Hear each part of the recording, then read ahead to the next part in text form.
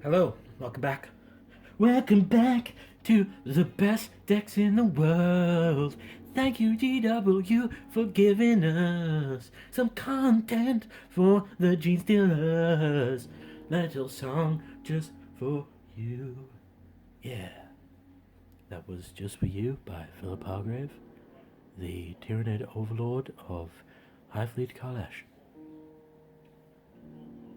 Okay, after that awkward little singing right there, we have the fast attack. Now, I'll go over the dedicated transports first, which is the Chimera and then the Goliath.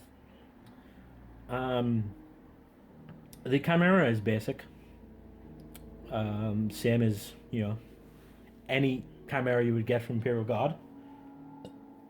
They don't come with anything Genestealers, nothing really. Um, I didn't see this, which was the Chimera treats all water features as open terrain when it moves. Now, I've never seen a water feature, so that's something interesting. But it's generally the same. 12 models, 2 can fire, Chimera access point at the rear. Heavy bolter, multi lasers, searchlight, smoke launcher.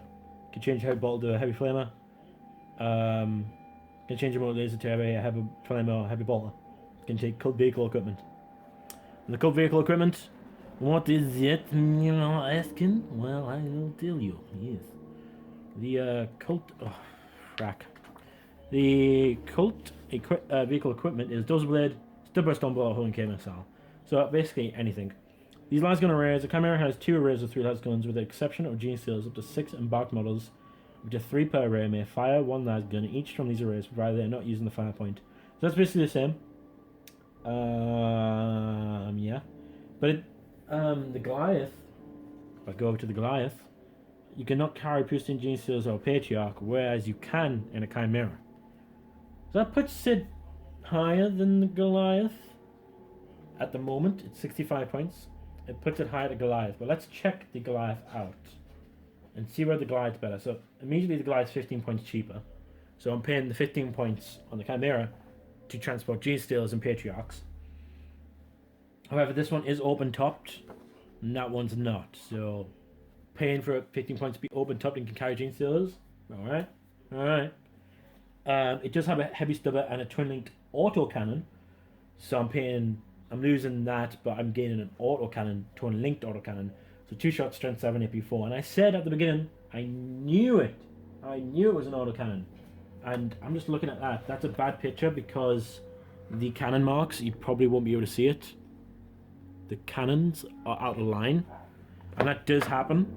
I mean, so I'm not going to be too bitchy, but this is supposed to be GW, this is supposed to be top notch. They're a model company before a gaming company, end of quote. And they didn't align it there. So I'm worried in case if I get it, will it be non-aligned? However, this gets something of more survivability. If it's crew stunned, crew shaken, or mobilized on a roll of a 4+, the vehicle ignores that result but still is the whole point. More survivable, has turning auto cannon, can have demolition charges, which is interesting, and it's a cache of demolition charges, so I don't know whether it's. Oh, right, so it's not one use only. Is essentially what it is. I mean, that's pretty damn cool, in my opinion.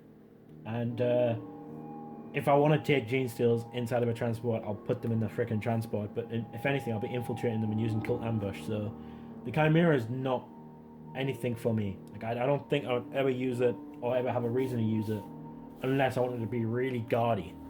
But even the neophytes, I can even have them like that. I have them, the guard versions of them, and I don't think I'm ever going to do that, to be honest. I think I'm actually going to have, guys of these and put them on top of the Imperial tank, put them in the open top Sentinels. I don't think I'm ever going to do it like this with the actual guard people inside.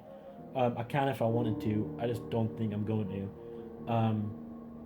I think if I really wanted heavy weapon teams, then I'll start doing it. But I just don't think I'm ever going to do it, to be honest. I think I'll always use the neophytes. But yeah, this guy's definitely better than the Chimera in my opinion. Be paying 15 extra points. But, oh, wait. But skill 3 from armor 11, but skill 3 from armor 12. So the front bit, it's more protected. But I think 15 points for protected can take Genestealers. Can take cult equipment, cult vehicle equipment. Has the las gun arrays. Ignores water terrain features. Can carry 2 more models. But this guy is open top, so everything can fire inside but anywhere. So the las gun arrays are basically nothing. It has access point. It doesn't need an access point because it's open topped. Has this survivability. The Goliath is better. It's better. It's better in every way, apart from the front armor and the points. It's better. If I'm paying 20 points, I'm going to be going up to 70 points, and I'll have that close quarters strength 82 thing, and I'm getting close. Like if whatever I'm putting in here, I want to get close. So yeah, the other fast attack stuff is Sentinels. Woohoo! So we'll start with the armored ones. They just 40 points for one. You can have 3 in a squad. They're just multi-lasers. The strength 5, weapon skill 3, weapon skill 3, front 12, side 10, rear 10, initiative 3, attack 1, hull points 2. Standard walkers. They look freaking awesome though. Look at the Sentinel though. Look at it. Look at it. It's beautiful. It is beautiful. Oh my goodness, it's so good. And it's so optional as well. So this one doesn't have open top, whereas the other one does. So it loses 5 points because it's not open topped, but this one does have scout and Mitsu cover. So we'll come back to that, but this is 5 points more. You'll lose the scout and Mitsu cover, but you gain the lot. You'll lose open topped, and you get front armor 12, and that becomes front armor 10. So this is more for, if you're not gonna scout them, if it's just gonna be shooty platform thing, yeah, you'll have running around. I think okay. I don't think I would ever keep them in 3s. I think I'll be 2s. Like I'll have them in pairs all the time. Now you can switch the multi-laser for heavy flamer for free. 5 points for autocannon or missile launcher, or 10 points for a las cannon or plasma cannon. And the armor, you can take a searchlight, so anything that gets stealth from knife fight and doesn't get it against these. Smoke launchers, if you're not gonna shoot, say if you're snap firing a plasma cannon, I would probably buy smoke launchers. Whenever that happens, I'll just pop it and I've got that cover save. Or 100 kilo missile for an extra shot. Now they only have one weapon, so putting that 100 kilo missile on, just having that extra shot one time is okay. But 10 points for strength, I think it's strength 8 AP 1 single use only missile. Strength 8 AP 3 1 use only. Infinite range though, so that's pretty cool. I don't think I would ever put 100 kilo missiles on. I'll just keep them at 40 with, and then I'll make it 50 for a las cannon. I might go for a plasma cannon. I mean that missile launcher. If I got a missile launcher,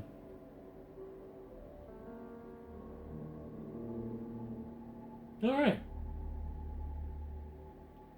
Missile launcher, frag missile, flak missile, crack missile. So that actually the Sentinels are a way to be anti-air. So I think I might go 2 with plasma, 2 with las, 2 with missile, and see how that works. But obviously I'm going to magnetize them anyway, but I'll see how that works. I'm just going to check the heavy weapons and see whether the flak missile, because I don't know whether I have to pay for that flak. That doesn't say I have to. It may also take flak. So it's missile, oh yeah, you paint it there with frag and crack, but you can paint it with flak. So this is a way to get anti-air as well. I think they're really good for the points. Real cheap, really easy to get, real easy money, except that they're £15 a model. So I don't know whether anyone wants to pay that. They're better than the chicken walkers where you have to pay £22 a model. This one's more around, but I think it's £15 a model. This one's good. I think I'm going to grab a bunch of them. But why take this one over the scout one? Well, the scout one is up front armor 10, which means it's weak. It's going to be 10 all around, weak on the front. It's going to be really hard to kill it. It has scout and Mitsu cover, so you can outflank it as well. It just gives that a little bit more survivability. And it has all the same options, except that's 35 points for another Sentinel. In the guard decks, you could pay to have them to be not open topped anymore. They don't have it here, so yeah. But I understand that. Give something. You don't want to take everything from guard, But I think I'll probably never outflank them. I think I'll always have them in closed compartments as well. I think I'll always have them in closed compartments rather than an open compartment. I just think that's going to be better. I think it looks more culty that way, but I'd rather have them closed. So yeah, I think I'll probably get, you know, so a lot of squads of Sentinels. And that's the fast attack. So thank you for checking the fast attack out. In my opinion, you definitely want Goliath over the Chimeras, and you definitely want the armored ones over the scout ones. But having that scout actually works well for them. I can't remember where scout confers infiltrate. If it does, then cool, infiltrate. But yeah, so I definitely think armored over scout, Goliath over the Chimera for the fast attack. And for dedicated transports, obviously, Goliath over the Chimera. Chimera is very situational. If you really want your Genestealers inside of a vehicle rather than infiltrating, rather than using kill ambush, then go ahead. If you already want to be that fluff wise type thing, you know, go ahead. But I definitely pick Goliath over anything else. So thank you for watching. Please like, subscribe, comment, and I've got heavy support to come next, and then the detachment, the formations, everything everyone's really looking forward to. So thank you, and goodbye.